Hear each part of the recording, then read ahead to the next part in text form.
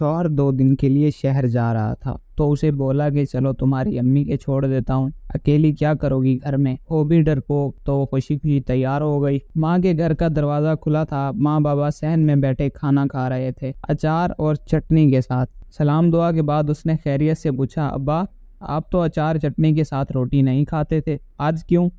अब्बा ने निवाला लेते हुए बोला, पुत्र कदी कदी खा लेनी चाहिए, मज़े दी होंदी है। मैनू ते हुण पता लगा तेनू एवं तंग करदा सी।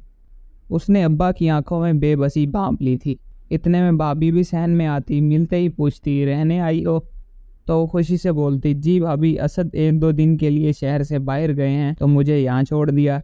भाभी सुनकर मसनूई हंसी और बोली, बैठो तुम्हारे लिए कोई चाय पानी लाती हूँ। वो भी अम्मा अब्बा के बर्तन समेट कर कहती कि भाभी की हेल्प करवा देती हूँ और भाई से भी मिल लो। वो बर्तन किचन में रखती और भाई के कमरे की दस्तक देने ही लगी थी कि अंदर से भाई और भाभी की आवाज़ें बाहर सुनाई दी।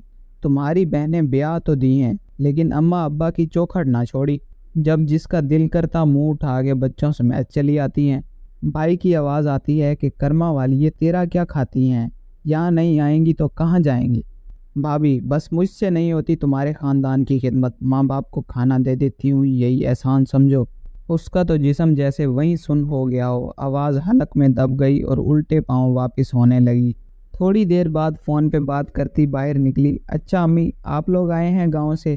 पहले बता देते तो मैं अम्मी की तरफ आती ही ना। चलें आप परेशान ना हो, मैं अभी वापस आ रही हूँ। ऐसा करें साथ राबी आपी के घर बैठें थोड़ी देर। अम्मी अब्बा भी हैरान होते हुए कहते, पुत्र आ की गल हुई? तो वो बोली, अब्बा जी असद की अम्मा आई हैं तो उन्हें कैसे छोड़ दूँ, फिर आऊँगी इंशाल्लाह, अभी इजाज़त दें। अपने आंसुओं को हलक में उतारते हुए दोनों से मिलती तो बाबुल का घर फैलांग आई।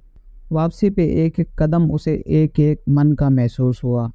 उसे फिर वो बात याद आई कि फसलें जो काटी जाएं उगती नहीं हैं, बेटियां जो ब्याही जाएं तो मुड़ती नहीं हैं। बेशक मैके माँ बाप से होते हैं लेकिन कभी उनके होते हुए भी वो बेबस होते हैं। रात के खाने में उसे नमक ज़्यादा लग रहा था जबकि वो नमक उसके हलक में उतरे आंसुओं का था। अगर आपको ये कहानी पसंद आई है तो इस वीडियो को लाइक करें। मज़ीद इस तरह की इंटरेस्टिंग कहानियाँ सुनने के लिए हमारे चैनल को ज़रूर सब्सक्राइब करें।